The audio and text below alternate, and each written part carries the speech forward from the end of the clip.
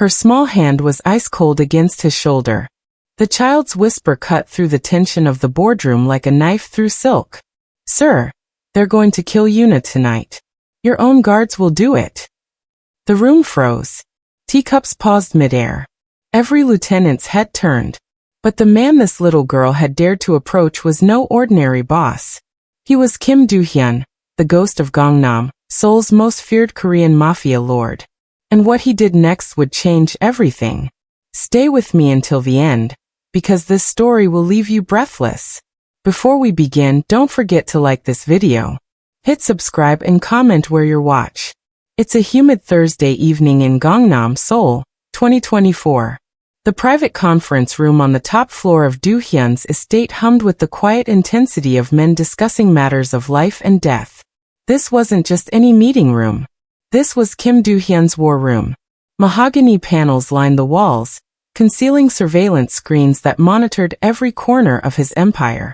The air smelled of expensive green tea, and the faint metallic scent of rain against the floor-to-ceiling windows. Every guard stationed outside knew to keep their mouths shut and their eyes sharp. Every lieutenant seated at that table understood the unspoken rules. You spoke when spoken to. You showed absolute loyalty. And you never, ever interrupted the boss. Kim Do-hyun sat at the head of the long table. A figure of controlled power whose very stillness commanded respect and terror in equal measure. At 42, he had built an organization that controlled 3 districts of Seoul's underground. His sharp features remained impassive as numbers flowed across the screens. His dark suit was perfectly tailored, not a thread out of place. His slicked-back hair gleamed under the recessed lighting. And tonight, like every Thursday for the past 8 years, he was conducting his weekly strategy meeting with his inner circle.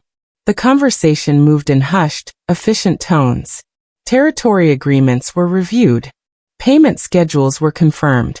Problems were identified and solutions proposed with surgical precision. This was how Do-hyun operated. Methodical. Calculated. Without emotion clouding judgment. He had survived in this world longer than most because he understood one fundamental truth. Sentiment was a weakness. And weakness got you killed. His only exception stood in a framed photograph on the credenza behind him.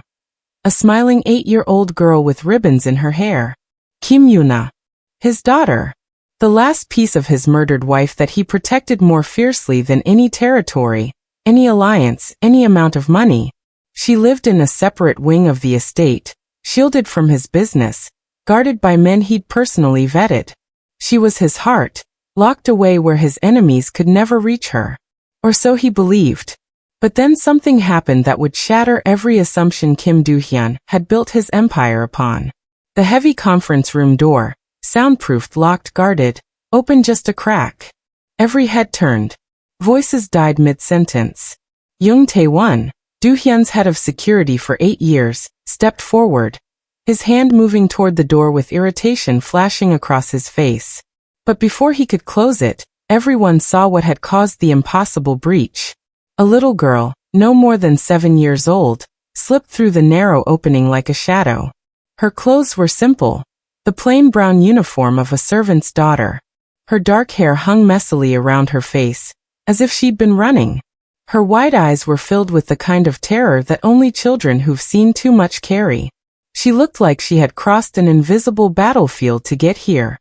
The child's gaze swept the room frantically, searching past the suited men, past the guards moving to intercept her, past everything that should have intimidated a child into silence. The lieutenants stared back in stunned disbelief. Some leaned back in their chairs, exchanging glances that said, "How did a child get past security?" Others looked toward Do-hyun, waiting to see how their boss would handle this unprecedented violation of protocol. Tae-won moved toward the girl, his jaw tight with barely controlled anger at the breach. But the little girl wasn't looking for help. She was looking for the one person in that room with the power to change fate.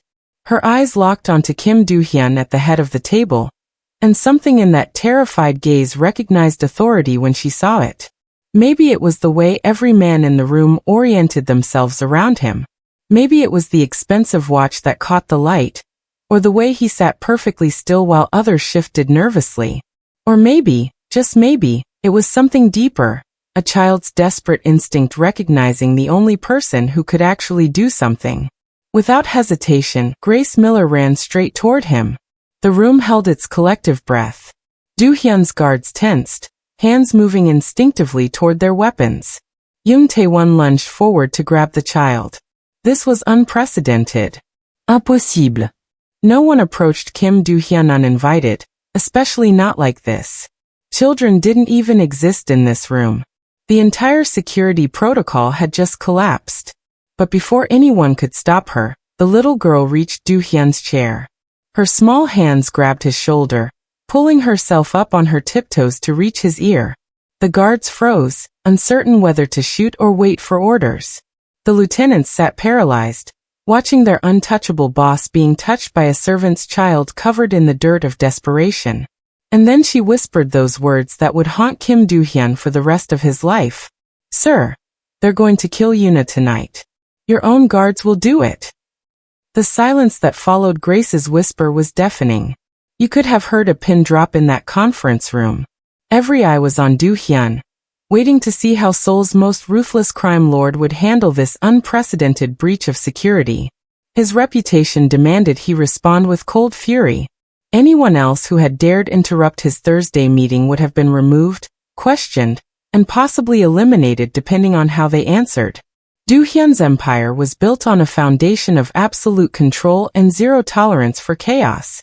Men twice Grace's size had disappeared for far less than what this child had just done. But Do-hyun wasn't thinking about his reputation in that moment. He was thinking about the two words that had just frozen his blood. Your daughter. Kim Do-hyun hadn't always been the ghost of Gangnam, the calculating boss whose very name made Seoul's underworld hold its breath. Once 8 years ago he had been a different man. A man who smiled. A man who believed in something beyond territory and profit. That man had died the night his wife was assassinated by a rival syndicate, gunned down in their own home while he was away handling business. He had found her in their bedroom, still wearing the blue dress she'd put on for their dinner reservation. Yuna had been just 3 months old, sleeping peacefully in her crib, completely unaware that her mother would never hold her again. From that night forward, Do-hyun had rebuilt himself into something harder. Something that couldn't be hurt because it refused to feel. He had eliminated the rival syndicate within 6 months, not in a burst of emotional vengeance, but with cold, systematic precision that left no survivors and sent a message that echoed through Seoul's criminal networks. Kim Do-hyun was not a man you crossed and lived to regret it. His organization grew because people feared him. His wealth multiplied because he made decisions based on logic, never sentiment. And his daughter grew up in a gilded cage, protected by the finest security money could buy, raised by nannies and tutors, kept completely separate from the darkness that funded her privileged life. Do-hyun told himself it was for her safety. That emotional distance kept her secure. That if he never showed weakness, never revealed how desperately he loved her, his enemies could never use that love against him. But the truth was more complicated. The truth was that every time he looked at Yuna's face, he saw his wife. And looking at her hurt in ways he couldn't allow himself to feel. So he protected her from a distance. Provided everything she needed except the one thing she wanted most. Him. Young Tae-won had been there through it all. His head of security had stood beside him at his wife's funeral, had helped him rebuild his shattered organization, had personally vetted every guard, every servant, every person who came within 100 meters of Yuna. For 8 years, Tae-won had been Do-hyun's most trusted advisor, the one man he believed would die before allowing harm to reach his daughter. And now this child was telling him that Tae-won was planning to murder Yuna tonight. Do-hyun looked down at Grace Miller, this tiny servant's daughter who had somehow slipped past multiple security checkpoints to deliver a warning that should have been impossible. Her hand still gripped his shoulder.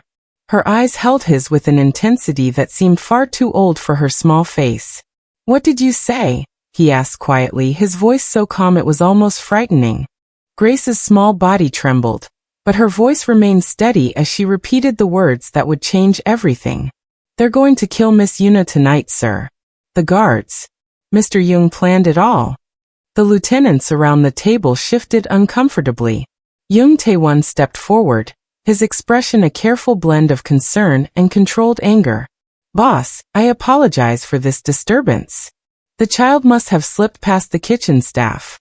I'll have her removed immediately, Anne. Stay where you are, Tae-won." Do-hyun's command was quiet but absolute. His dark eyes never left Grace's face. "How did you get in here, child?"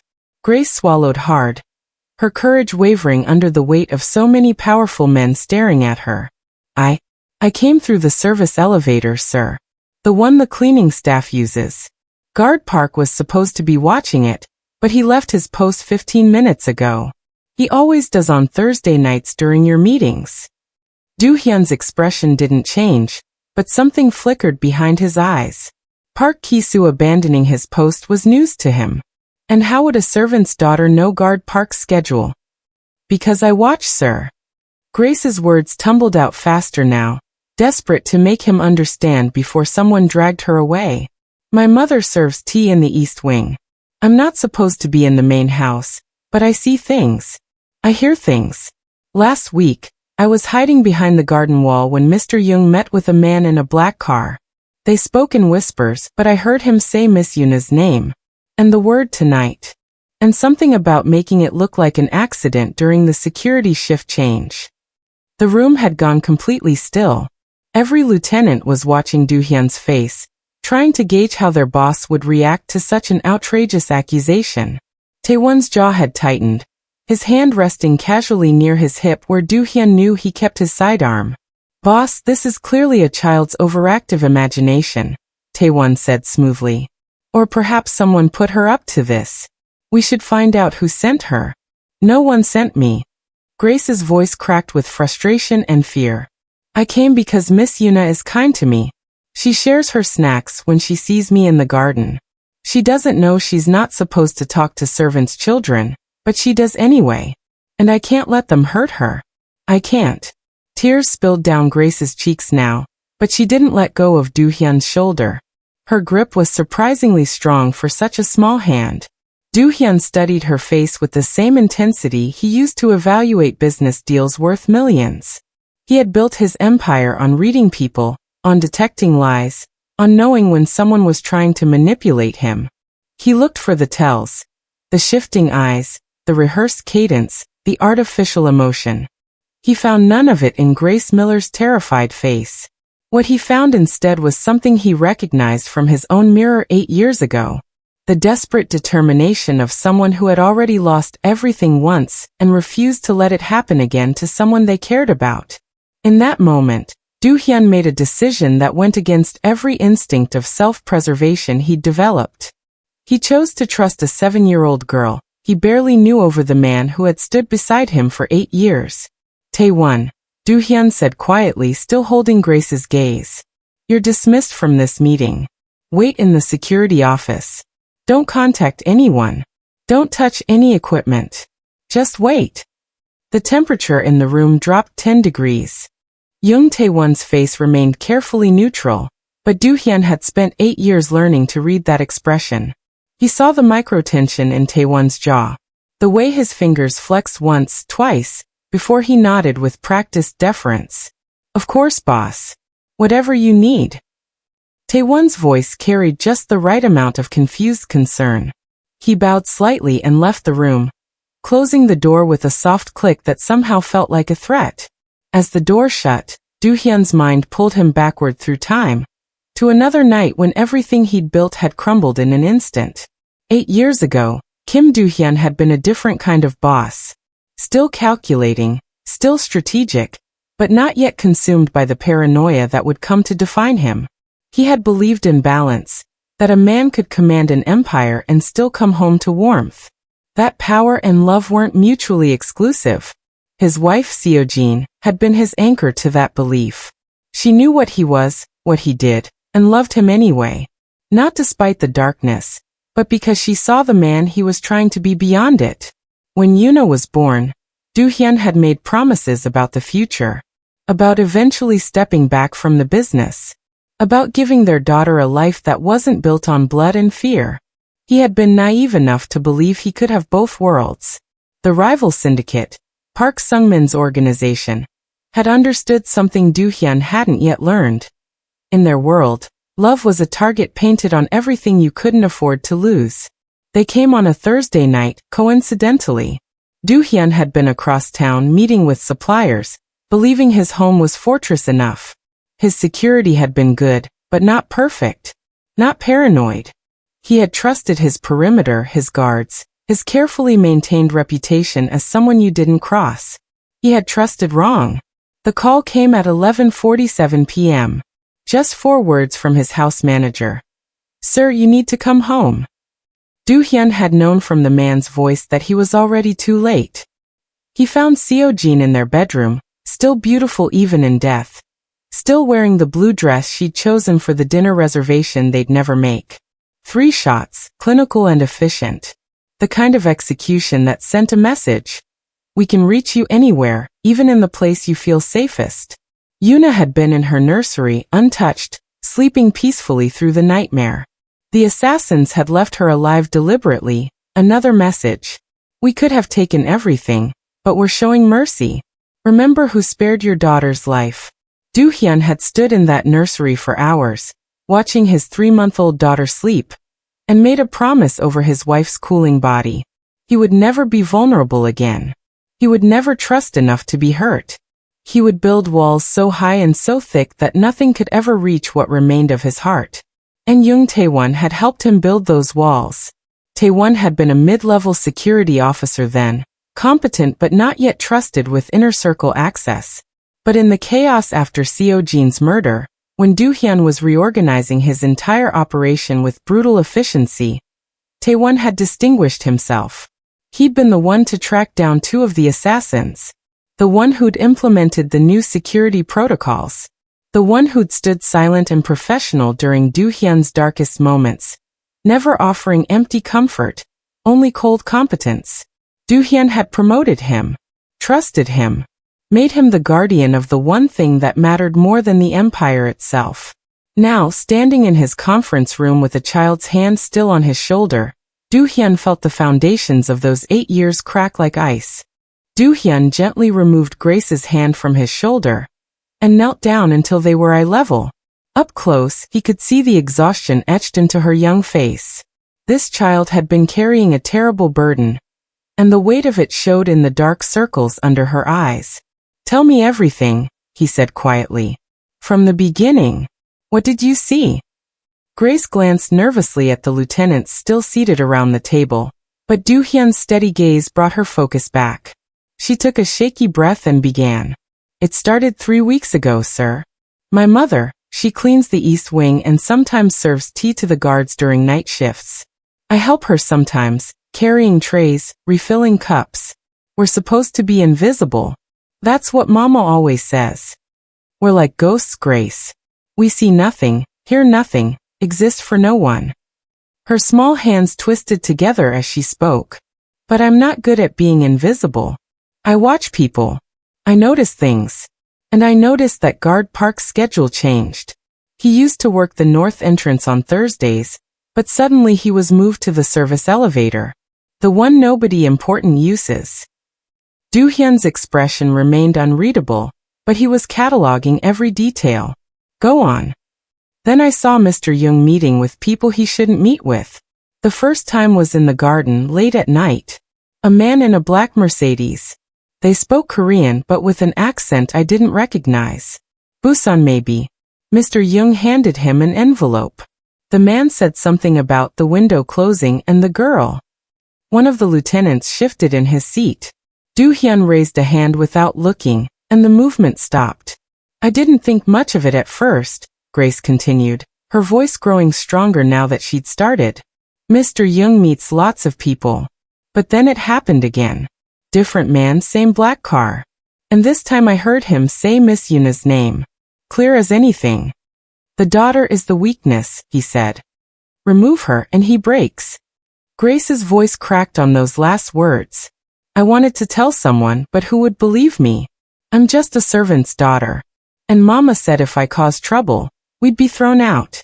She said people like us survive by being invisible, by never making waves. She said Mr. Jung was a powerful man and powerful men don't like being accused by little girls. Tears spilled down her cheeks again, but she didn't wipe them away. But then last night, I was bringing fresh towels to the guard station, and I heard Mr. Jung on the phone. He was speaking quietly, but I was right outside the door. He said, "Tomorrow night during the shift change, make it look like a break-in. The usual crew knows what to do. Park will make sure the elevator camera is down." Grace looked directly into Do-hyun's eyes, and he saw the moment when childhood ended and something harder took its place. I knew if I didn't say something, Miss Yuna would die, and I couldn't let that happen.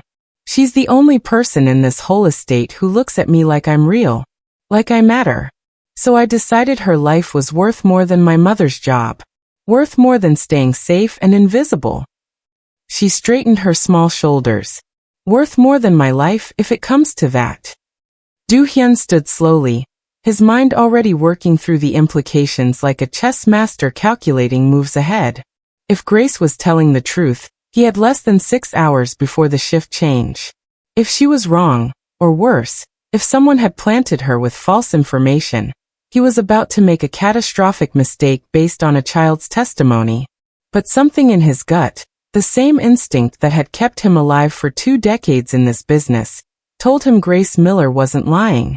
Minho, Do-hyun addressed his most senior lieutenant, a man who had served him since before Seo-jin's death. Pull up the security footage from the service elevator. Last 3 weeks. I want to see every instance where Park Ki-soo left his post. Minho moved to the laptop at the end of the conference table, his fingers flying across the keyboard. Within minutes, the screen filled with timestamp logs. Do-hyun studied them in silence, and his jaw tightened imperceptibly. Every Thursday at 8:15 p.m., like clockwork, the service elevator camera went dark for exactly 12 minutes. Not long enough to trigger automatic alerts. Just long enough for someone to move through undetected. Now show me the garden cameras. Eastern perimeter. Same time frame. More footage appeared. Do-hyun watched as Jung Tae-won materialized on screen 3 separate times over the past month. Always between 11 p.m. and midnight, always meeting the same black Mercedes. The license plate was clearly visible in 2 of the shots. Do-hyun pulled out his phone and typed a quick message to his intelligence contact. The response came back within 2 minutes. The car was registered to a shell company owned by Park Sung-min's organization. The same syndicate that had killed his wife. Do-hyun's hands didn't shake. They never did. But something cold and dark unfurled in his chest. Something that had been sleeping for 8 years, and was now very much awake. "Sir," Minho said quietly, "there's something else." He pulled up financial records, discrete transactions that required Do-hyun's biometric authorization to access. Except someone had been accessing them without that authorization. Small withdrawals, carefully hidden in legitimate operational expenses. Over 3 months, nearly 2 million won had been siphoned into an account Do-hyun didn't recognize. The account holder's name made his blood run cold, Park Ki-soo. For a moment, Do-hyun felt the ground shift beneath him. Grace had said the guards were compromised, but he'd assumed she meant some of them. If even Park, who had served him faithfully for 6 years, was part of this. "Pull Park in here," Do-hyun ordered. Quietly. "Don't alert anyone else." 5 minutes later, Park Ki-soo entered the conference room, his expression confused but respectful. He was a good soldier, efficient, loyal, unremarkable in the best possible way. "Sir, you wanted to see me?" Do-hyun studied him for a long moment, then made a decision that would either save his daughter's life or end his own. "Park, I'm going to ask you a question, and I need complete honesty. Do you know anything about a plot to harm my daughter?" Park's face went white. Not with guilt, but with shock. "What?" "Sir, no, I would never. Who told you?" "The financial records show transfers to your account. 2 million won over 3 months. Park's confusion was immediate and genuine. "Sir, I don't know what you're talking about." "What account?" Do-hyun watched his face carefully. He'd spent 20 years reading people, and what he saw in Park's eyes wasn't deception. It was fear. The fear of a man being framed, Show him, Do-hyun commanded. When Park saw the records, his hands started shaking. Sir, I swear on my family, I know nothing about this. Someone is setting me up. And in that moment, Do-hyun understood the full scope of Taewon's plan. Frame the loyal ones. Isolate. Make him trust no one. Grace had been right about everything. Do-hyun made his decision in the space of a heartbeat. Park, you're going to help me move my daughter. Right now. Before Taewon realizes what we know. Park straightened immediately, the fear in his eyes transforming into something harder. Where do you want her, sir? The safe house in Itaewon. The one only you Minho, and I know about. Do-hyun turned to his lieutenant. Minho, I need you to quietly pull anyone you trust with your life. No one who's been promoted or transferred in the last 4 months. No one Taewon personally recommended. Minho nodded grimly. That leaves me with maybe 5 men, boss. 5 loyal men are worth more than 50 traitors. Do-hyun looked at Grace, who had been standing silently, processing the chaos her warning had unleashed. Your mother. Where is she right now? Grace's eyes widened with sudden fear. The staff quarters. But sir, she doesn't know anything, she's not involved. Which is exactly why Taewon will go after her the moment he realizes you warned me. Do-hyun pulled out his phone. Park, send someone you trust to collect Grace's mother. Tell her there's been a security concern, and she's being moved for her own protection. Don't give her time to ask questions. As Park made the call, Do-hyun walked to the conference room window. Through the rain-streaked glass, he could see the lights of his daughter's wing. Yuna would be in her room right now, probably reading or drawing, completely unaware that men were planning to kill her in less than 6 hours. He realized with a sharp pang that he didn't actually know what she did in the evenings. Didn't know her routines, her habits, the small details that made up her daily life. He'd been so focused on protecting her from a distance that he'd forgotten to actually be her father. 20 minutes later, Do-hyun stood outside Yuna's bedroom door for the first time in 3 weeks. His hand hesitated on the handle. When had he become afraid to face his own daughter? He opened the door. Yuna sat on her bed surrounded by colored pencils and drawing paper. She looked up, and her expression cycled through surprise, hope, and then careful neutrality. The face of a child who'd learned not to expect too much. Appa. Her voice was small, uncertain. The word hit Do-hyun harder than any bullet. When had she started sounding so tentative when she spoke to him? Yunia, we need to leave. Right now. I'll explain everything, but I need you to trust me. To his surprise, she didn't argue or ask questions. She simply nodded and started putting on her shoes. As if she'd been waiting her whole life for him to finally include her in his world. As they moved through the private corridors toward the secured garage, Do-hyun kept one hand on his daughter's shoulder, and his other hand near his weapon. Park moved ahead of them, checking corners with professional efficiency. Behind them, Minho escorted Grace and her mother, Sarah Miller, who looked terrified but stayed silent. They had just reached the garage when Do-hyun's phone buzzed. A message from one of Minho's men still in the main building. Taewon knows. He's mobilizing his team. You have maybe 10 minutes. Do-hyun looked at the 2 little girls who had somehow become the center of this crisis. Yuna, who barely knew him anymore.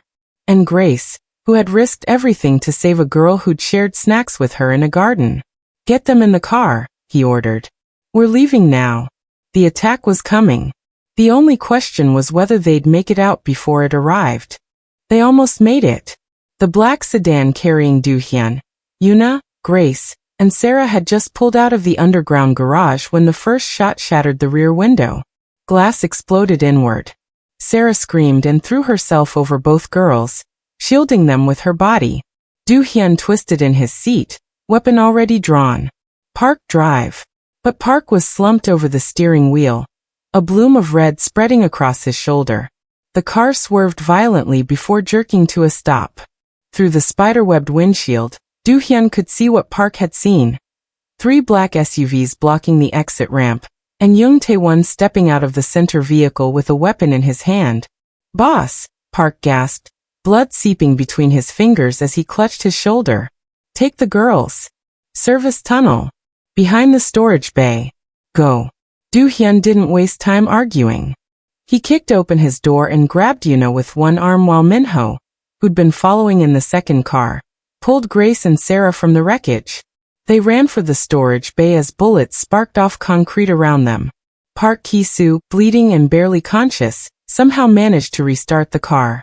With his last measure of strength, he slammed the accelerator and drove straight toward the SUVs. The crash was deafening. It bought them maybe 30 seconds. The service tunnel was narrow and dark, lit only by emergency strips along the floor. Do-hyun led them deeper into the underground passage system that connected various parts of his estate, a network only a handful of people knew existed.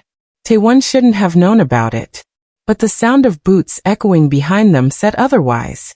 He's thought of everything, Do-hyun muttered, pushing the group forward. Yuna was crying silently, her small hand gripping his jacket. Grace held her mother's hand with white knuckles. They reached a junction where the tunnel split in 3 directions. Do-hyun made a quick decision. Minho, take them through the East Passage. It exits near the perimeter wall. Get them out of here. Boss, you can't. That's an order. Do-hyun's voice carried the weight of finality. He turned to Yuna, kneeling quickly to look into her terrified eyes. I love you, baby. I should have said it more. I'm sorry I didn't. Yuna threw her arms around his neck, sobbing. Don't leave me, Appa. Please. Do-hyun gently pried her arms loose and handed her to Minho.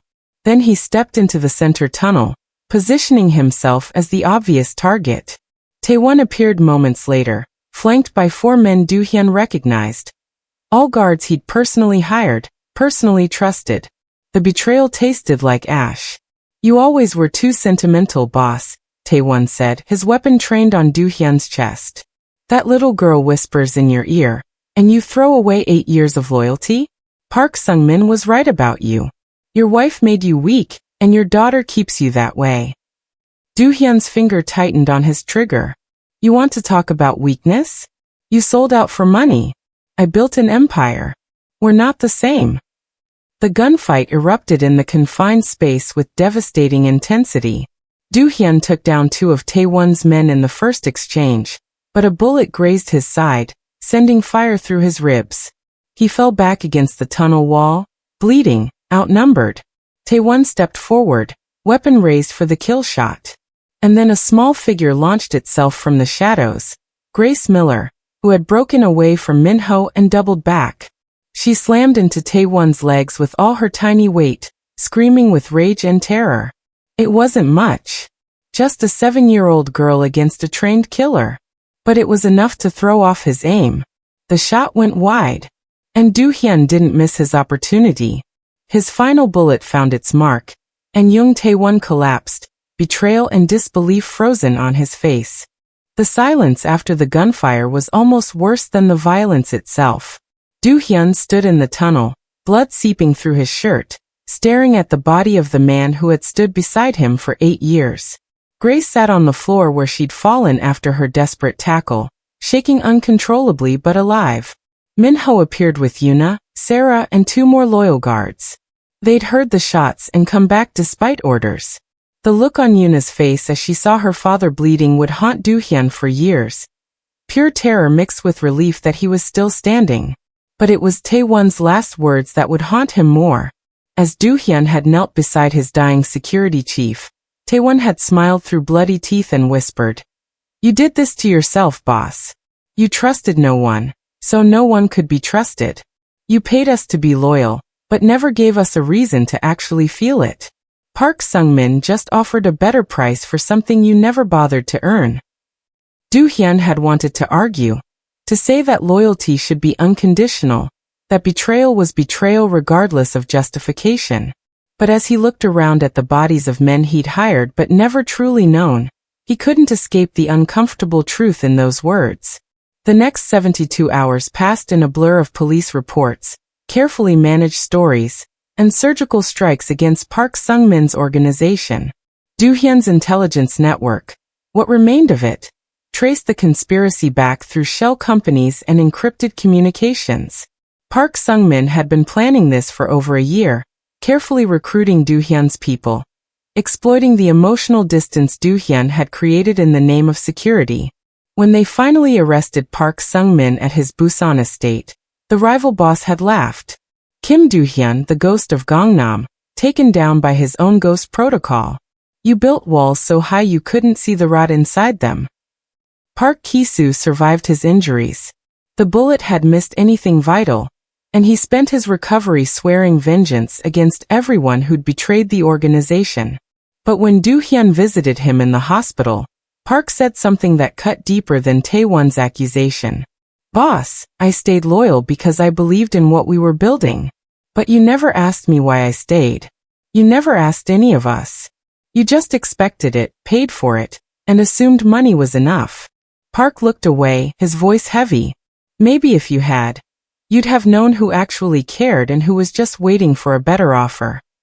Do-hyun sat alone in his office that night, Yoona finally asleep in the adjoining room where he could see her. For the first time since Seo-jin's death, he let himself examine the man he'd become. The paranoid tyrant who protected everything by connecting with nothing. The father who kept his daughter safe, but emotionally distant.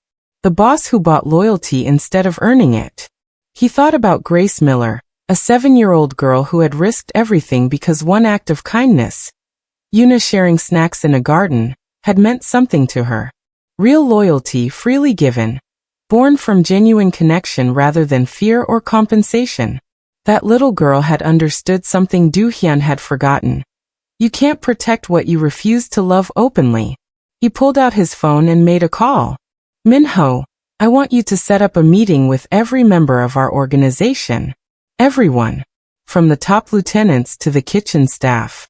It's time I actually met the people I've been commanding from a distance."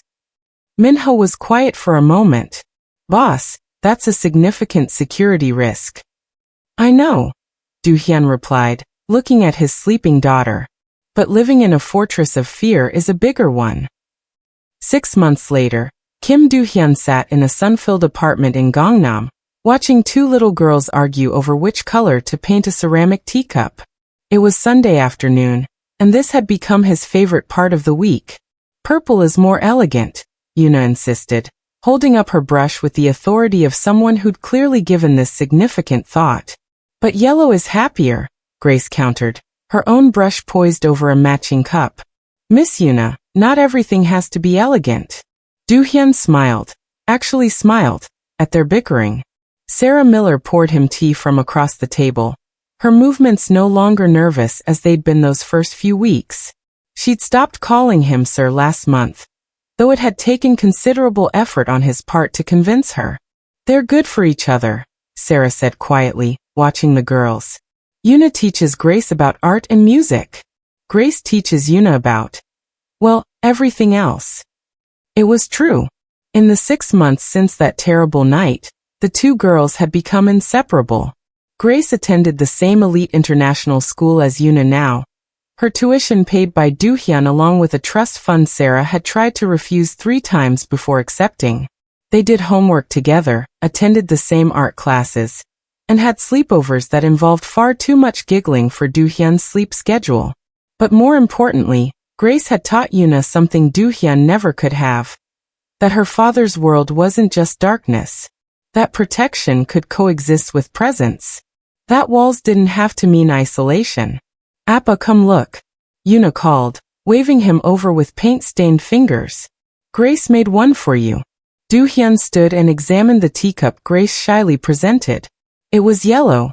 Of course it was yellow, with a simple message painted in careful Korean characters. "Eungi courage." "Do you like it, Mr. Kim?" Grace asked, and Do-hyun noticed she still couldn't quite bring herself to call him anything more familiar, despite Yoona's constant encouragement. "It's perfect," he said and meant it. His phone buzzed with a message from Park Ki-soo, who'd taken over as head of security after his recovery. The message was simple. "Weekly meeting complete. 0 issues. The new protocols are working." The new protocols. Do-hyun had restructured everything after the betrayal. He'd reduced his organization's size by 40%, keeping only people who'd proven themselves through action rather than fear. Park had implemented a system where loyalty was earned through mutual respect, fair compensation, and most radically, genuine care for the people who served. They held weekly meetings now where everyone, from top lieutenants to cleaning staff, could voice concerns. Do-hyun had dinner with his inner circle and their families once a month. He knew his guards' children's names. He attended their weddings, their graduation ceremonies, their moments of joy and grief. It wasn't the empire he'd built before. It was smaller, quieter, less feared. But it was stronger. Because the people who stood with him now chose to stand there. Mr. Kim, Sarah said, interrupting his thoughts. Grace's school is having a father-daughter event next month. Since her father. She trailed off, the old pain flickering across her face. Grace's father had died years ago, before they'd come to Seoul.